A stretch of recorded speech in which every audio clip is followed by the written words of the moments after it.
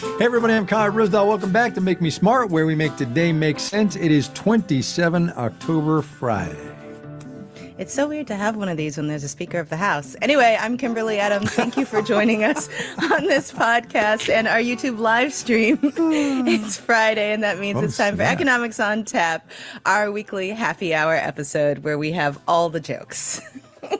That was a good one. That was a really, really good one. Thank you. More power to you. A little Washington humor right there.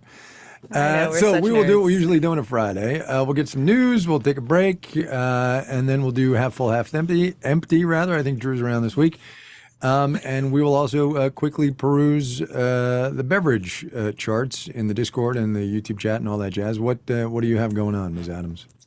Oh, I outsourced my my drink this week because I had this random collection of booze in my house. And so I did what that bartender who I ran into a while back did. And I plugged all of my ingredients into ChatGPT. And I said, give me a Halloween themed cocktail using any or a combination of these ingredients. And I got a bloody bourbon sour, which has bourbon, Campari, Cointreau, lemon juice, simple syrup, and then an orange twist or a cherry for garnish. And I made it, and it is bloody looking for sure. How does it taste? I can't see your face. Well, I'm about to try it because this is the thing. Because right. you know ChatGPT hallucinates and it makes stuff up. So this may not be good. It sounds okay. It sort of seems like there's a lot going on in there. It's good. It's good. It's not like the best cocktail I've ever had, but it's drinkable. It's good. It's not bad. That's a plus. Okay. That's a plus. Good for you. I'm having a cup of coffee in my Puabic mug because my wife and I have a dinner date this evening with another couple, and it doesn't start until 7:30 tonight. And if I start drinking now, I'm just never going to make it. I was about to say, your day starts at what, like 5 or 3? 4:40 in the morning. 4:40 in the morning. You're a good man. Good man. Well, all right, let's see what everybody else is drinking. Yes. Let's see. Oh my God. There's cities, 36 degrees. Jesus. It's like almost 80 here. I don't know if y'all can see. I'm sweating. It's so hot in DC. Kyle from Illinois in the Discord is drinking one of my last spotted cows from a Wisconsin camping trip a few weeks ago. So it's called New Glarus Brewing Company, and it's a spotted cow beer is the name of it. Sorry. Nice. You know I don't know beer. No, that works. Let's see what else we got. We got some Prosecco going on. We got, let's see, there's snow in Denver too this weekend. Man, it's snowing everywhere. Steve from New Jersey is drinking Duck Juice, an IPA from Zero Gravity Craft Brewery in Vermont. Not as hazy as the name sounds. Oh, interesting. Well, you hear, all right, so a little beer insider. You hear juicy and you think hazy in the title, and that's what it is. Well, you saw the IPA that I had. I just did. Let's break the fourth wall here a little bit. So Kimberly, maybe you talked about this while I was gone. Kimberly puts a thing in the Make Me Smart Slack of her holding in one hand a can of I think it was Voodoo Ranger IPA, and she says IPA in the wild. What she didn't mention was what was in her other hand, which were some throwing knives. And she was at one of those places clearly where you can go and throw axes and knives and all this jazz. And I think you should tell people how you did on the throwing of the knives thing. That's the important part. I did decent enough. Apparently, I was very accurate with my aim, even if the knife didn't always stick in the target. But I should also acknowledge I had a little bit of an advantage because when I was living in Egypt and they locked down the country during all the protests and everybody was stuck in their houses for a long time, I set up a throwing knife target in my apartment and I killed time by throwing knives at some old cardboard from a refrigerator box, and it was a good stress relief. Do you remember that? Of course you remember that time. We were out at UCLA and I was interviewing former Treasury Secretary Mnuchin, and the crowd was rambunctious, shall we say, and there were some protests, and you were you were on me like green on beans, baby. You were like clearing the path for me to get out of there. I'm like, I feel safe. Kimberly's here. It was pretty funny. Says the military guy. I love it. All right. It was all good. It was all good. All right. Anyway, go ahead. You go ahead. So let's get to the news, or unless we missed anybody else's drinks. Did we get? Okay. Good news. Okay. I think we did. We did some. All right. So this actually I missed earlier in the week, and it's actually a really big deal. The National Labor Relations Board came out with its final rule on the joint employer rule.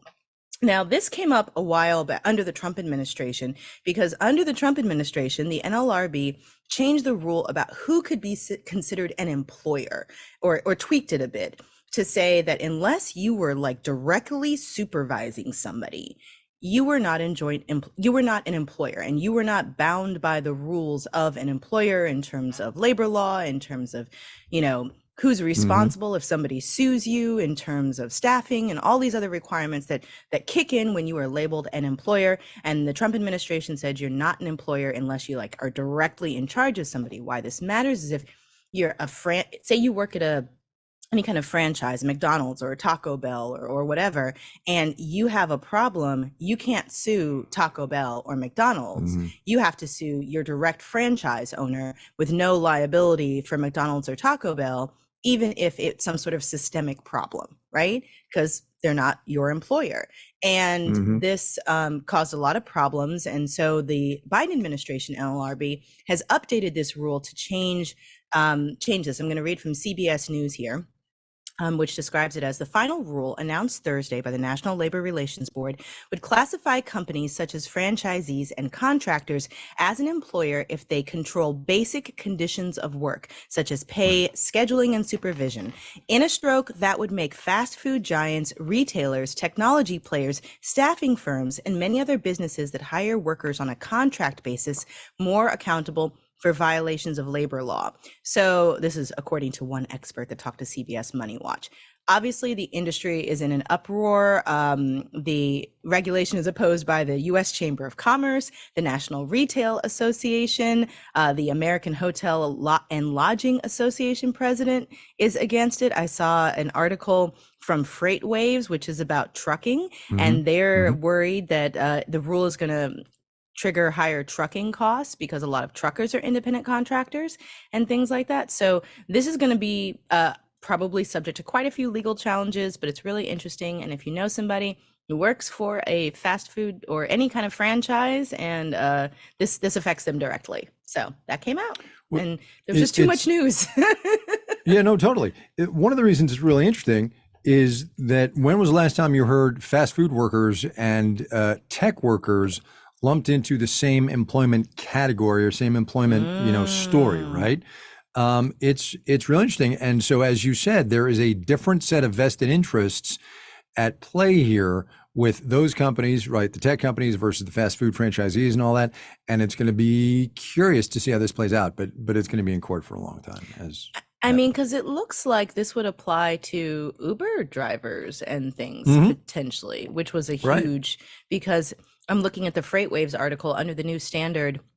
A company may be considered a joint employer with another company if the two share one or more of the employee's essential terms and conditions of employment, which are now defined exclusively as, so they have to hit one or more of these: wages, benefits, and other compensation, hours of work and scheduling, assignment of duties to be performed, supervision of the performance duties, work rules and directions of governance performance, tenure of employment, including hiring and discharge, and working conditions related to safety and health. That scoops up a lot of these big companies.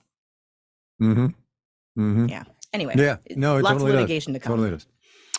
What you got? All right. So I just want to follow up on a thing that you mentioned the other day, and we have new data now out in response to a question from me. You weren't just geeking out all by yourself. We have new data out on Congress and its relative popularity. It's a report out today. It's data out today from Gallup, which of course is the surveying institution. So here's what they say. I had asked you about popularity of Congress, and you gave a number in the mid-teens somewhere. Right. So according to we hadn't gotten the latest Gallup report. Right. Exactly. So according to the latest Gallup survey, Congress and congressional approval breaks down this way. Do you approve or disapprove of the way Congress is handling its job? Independents, 19% approve. Democrats, 10% approve. Republicans, only 8% approve, and that has dropped 4 percentage points in the last month.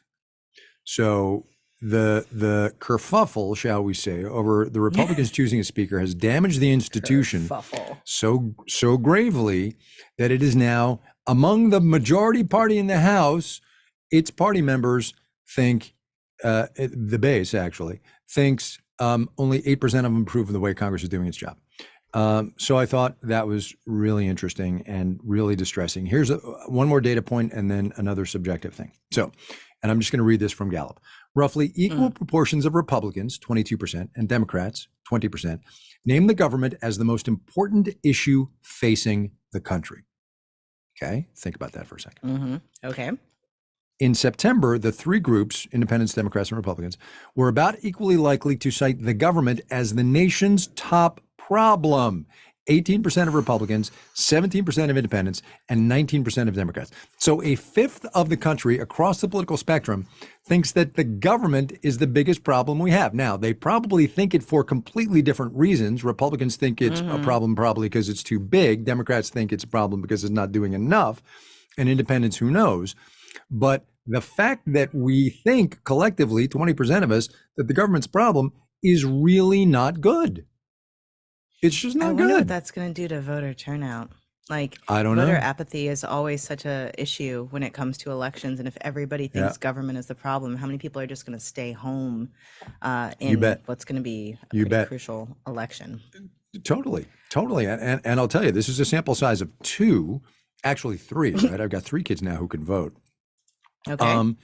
And they're just not inspired by anything that's going on in the American political system right now. And it troubles me deeply as a guy who, values civic obligations and public service, national service, all that jazz, right? Listeners to this podcast know my deal. I find that really hard to handle. I don't know. I can be a rather petty person. I feel like it's a skill I've cultivated over time, and I value it and cherish it. And I really appreciate the pettiness of Gen Z. And I think that a lot of them will be driven to vote by pure just like spite and pettiness. And so I think that will kind of boost voter turnout a bit. Okay, but what do you think spite and pettiness is going to do for their vote? How's that going to play out? You make somebody angry enough and they will hold on to that anger and then deploy it en masse. And I wouldn't be surprised if we see like Gen Z coming out en masse on very targeted issues without talking about it a lot, at least in a way that the olds hear it.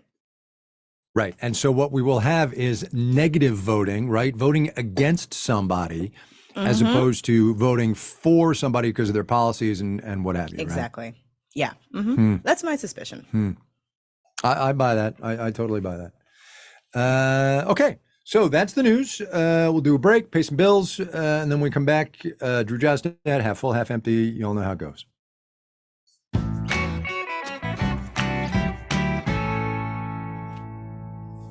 Okay, welcome back. We are now going to play our wonderful game, Half Full, Half Empty, which is hosted by our very wonderful Drew Jostad. Drew, take it away.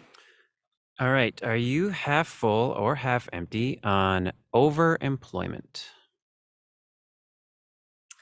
This was the story about people carrying multiple jobs at once. Oh, right. Sorry. Because it aired on my show, but that's okay. I don't remember it. Never mind. It was Kristen Schwab. It was a great little piece. It was a never mind. Busy news week. So this is basically because of remote work, especially, a lot of people are able to carry on multiple gigs at once, either because they can manage their time differently or they're taking on additional jobs on the weekend. And I am half empty on overemployment just because I think it's going to trigger burnout. And I'm glad people are making as much money as they can. And I think it ties into the sort of quiet quitting, do only like what you have to do for your job, which then leaves you more capacity to do other things. But I also worry about people not having any downtime. And, I know several people, myself included, juggle multiple responsibilities, and it can be hard. So I'm going to be half empty on that. But I also wonder if the overemployment trend is you were talking on your other show today about how consumers keep spending despite inflation, despite everything else. I wonder if this overemployment trend is helping goose some of that spending, because people, rather than lower their standards of living or pull back on spending, they're just working more to continue paying for the lives that they're used to living. Right. I think that's exactly right. And I agree with everything you said. And it's entirely possible that once price levels, look, they're never going back to where they were. That's not the way the economy works. But once they normalize a bit, maybe the phenomenon of people having to be overemployed kind of goes away. Don't know. Yeah. So I'm guessing you're half empty also. Yeah. Sorry. Yes. Sorry. Okay. Forgot I have to actually say the words. All right. Next. All right. Next story comes from The Economist by way of the Make Me Smart newsletter. They have a database of film runtimes going back to 1930. The average movie is 24% longer, and the most popular movies are almost 50% longer. Are you half full or half empty? Can I go first? Can I go first? Go for it. I'm so empty on movie bloat. It's ridiculous. The idea that Martin Scorsese, genius though he is, and incredible, I know I'm ranting, incredible story though it is, The Killers of the Flower Moon, right? The idea that he needs 3 hours and 26 minutes to tell that story, you have got to be kidding me. Now, I know that in 1939, Gone with the Wind ran 4 hours and they took an intermission, but let's let that be the outlier, please. Movies today are bloated, especially superhero movies and all the Marvel Universe and whatnot. Give me a good 90-minute, 2-hour movie, and I'm happy. Okay, I'm done. That's okay. So Noelle King, who used to work at Marketplace, but who's now over at Today Explained, she messaged me. She's like, hey, do you want to go see Killers of the Flower Moon with me? And I was like, I know. My wife wants to go see it. And I'm like, sweetie, really? It looks like a great movie. It's an important story, but it's really long, and also it's going to be really depressing. And I found that the depressing movies, I want to watch at home where I can cry in peace. You know, like let me be depressed and morose on my couch in my hoodie footy pajama. You know, like let me live my life with wine. And you know, I've been like I went to see oh my gosh, Oppenheimer, which was long, and we were strategizing like, you know, what are we going to drink when we're in the theater? You got to do the bathroom break before, like, you know, how are you going to manage your time? And, you know, where's the bathroom? So you know where it is as soon as you get out. And it's like, come on, that's not fun anymore. I did enjoy the movie, but come on. So I'm going to go half empty. I'm not all the way empty like you, because I, as somebody who tends to write long in my features, I know how hard it is to cut and kill your children as you're editing. So I feel for them, but I don't want to sit through it. So to be clear, my rant here is movie agnostic. Oppenheimer, I loved. It's right in my sweet spot of the history that I follow, and I read the book, and it's amazing. And holy cow, what incredible history and all of that jazz. The movie was too damn long. Could have cut 40 minutes. Easy. You should make a political party like the Rent is Too Damn High party. The movie is too damn long. That's right. Now we anyway, get the Drew. Explicit rating things. Sorry, Bridget. Sorry, Bridget. Half full or half empty? That's ridiculous. On strategic retention, aka labor hoarding.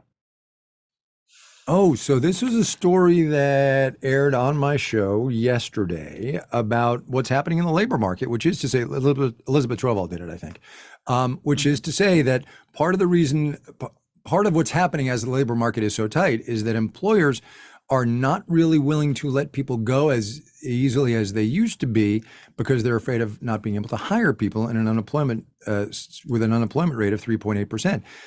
I'm not sure that's great. But I guess I'm half full because it keeps people employed. I don't really know, actually. I don't know. Kimberly? I'm going to go half full only because employees had so little power relative to employers for so long. Yeah.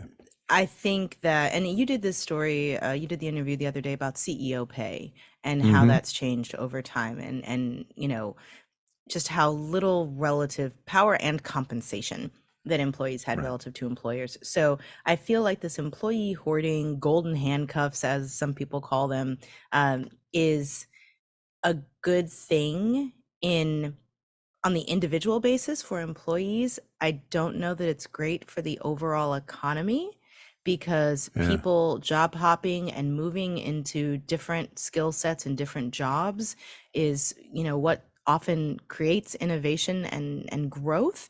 And I'm thinking about somebody sitting in a job where they're paid very well enough to be comfortable and not be looking around, that then doesn't take that job that puts them in the position to do something that's going to create some meaningful growth or invent something that's going to be really helpful to people. So I'm going to say a caveated half full. Fair enough. Half full or half empty on businesses with SEO-bait names. That story was so funny. Okay, so this was a great story about a restaurant that basically, I think it was Thai food near me. Correct. Or yes. Yep. Okay, so they made the name of the restaurant Thai Food Near Me, so, which whenever you're searching on Google, especially on Google Maps or something, and you're looking for restaurants near me or such and such near me or Thai food near me, whatever is closest to you will show up. But since they named their company their restaurant Thai Food Near Me, they always show up top of the search results, even if they're not close. And I think it's brilliant. I love, this ties directly into all these fears of AI and, computers taking over the world and everything. There will always be people who find a way to leverage technology to their benefit and work with it. And those will be the winners. And I'd love for them to win. So half full. Yeah, half full. I think it's great. It's super clever. Now, it's great and super clever once. Let's not everybody do it, right? No, not everybody. Like they did it. We got the idea. Right. Exactly. Don't be tacky with it. Exactly. Is this the poll? Correct. Last one.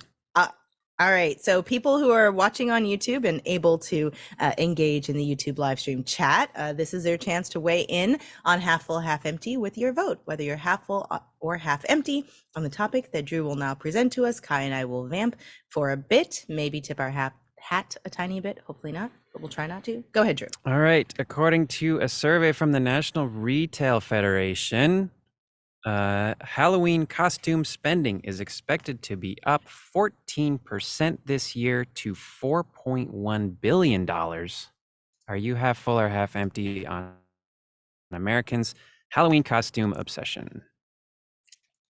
Go ahead, Kai. I know you have feelings. I have absolutely nothing to say. My silence will speak for me. Is that bad? What would a Kai Ryssdal costume look like? If somebody were to design it. So Tony Wagner, if he's listening to this, will surely put in the chat that thing that he re-upped on social the other day about, God, what was it? It was some like costumey thing of man talking on radio doing business news or something. And Tony was like, Kai? And it was like a kid in a suit and a tie. It was very dorky. There's no, I got nothing. Let's see. You? What would a Kimberly Adams costume look like? Yeah. I think at this point it's going to have knives, since you just put all that out there.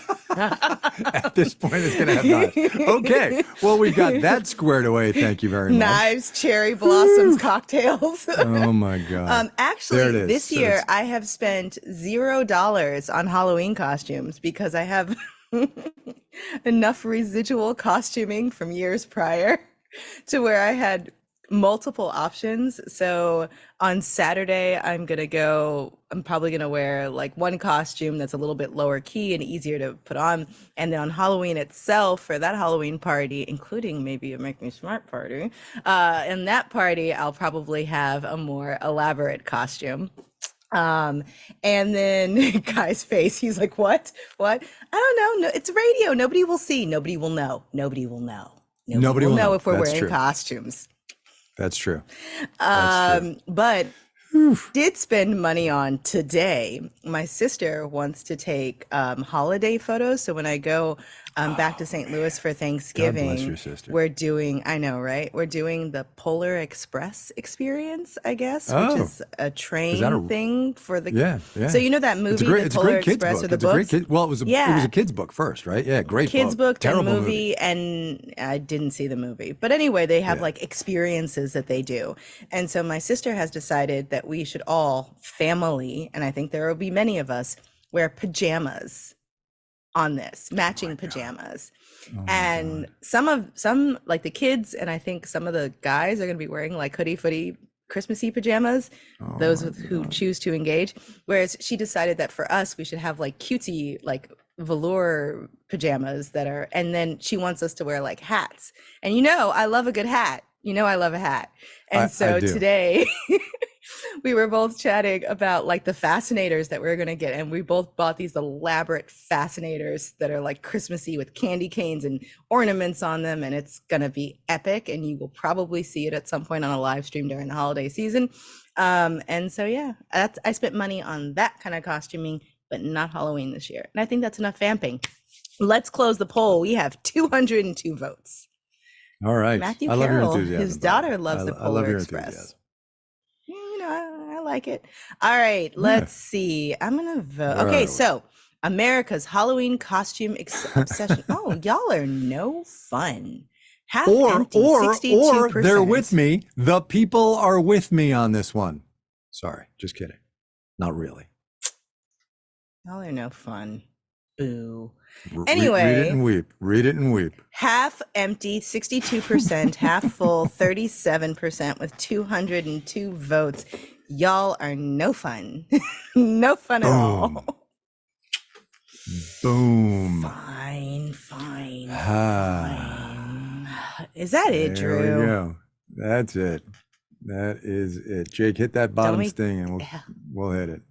Help us. Get me out of here. Jake's like wandering out into the lounge going, what's even happening on this podcast? Help me out. I need to get out of here. Oh, my Lord. All right. We are done. That is it for us for today. If you've got a question or a comment you want to share with us, you know how to do it. Voicemail is 508-UB-SMART. Email us at makemesmart@marketplace.org. Yes. And so if you do want to hear more of us going back and forth about random things or trivia, save the date, because our Make Me Smart virtual trivia night is going to happen on Thursday, November the 9th, starting at 7 p.m. Eastern time on the Best Coast and 4 p.m. Pacific on the West Coast. Yes, I'm never going to forgive you for that. If you're an investor, a marketplace investor, check your inbox. The invitation should have arrived on Thursday. If you're not yet an investor, and you can give us a donation, and we'd really appreciate it, of $5 or more, that will make you an investor. We'd love to have everybody there, investors past and present, as well as new investors and all the things. Anyway, go to marketplace.org/GiveSmart, and you'll find a link in our show notes. If you want to encourage our service journalism, we would really appreciate it. And in your donation confirmation email, there will be a link to register for the event. I have to say, trivia last time was really fun. People got into it. We had teams. It was a great time. So we hope you'll join us. Bridget will be in charge, I think. I think that's the plan, because I'm definitely not. After she yells at us for our E rating today.